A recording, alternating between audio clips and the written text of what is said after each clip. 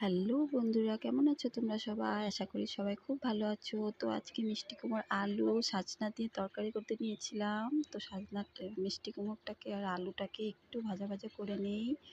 একটু ভেজে তারপরে সঙ্গে সাজনাটাকে একটু ভাইজা নিলে কাঁচা ভাবটা চলে যায়।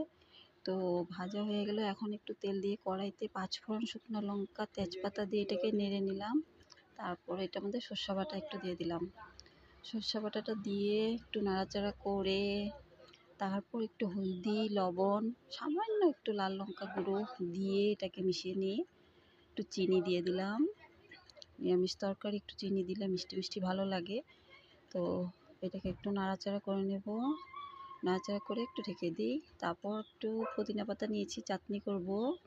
কাঁচা লঙ্কা, পুদিনা পাতা, একটু বড়ই দিয়েছি টকটা হওয়ার জন্য। তো এদিকে হয়ে গেল আমাদের, ঢেকে দিলাম। তো তারপর ধনিয়া পাতা দিয়ে চচ্চড়িটা রেডি। ভালো থেকো, বাই বাই।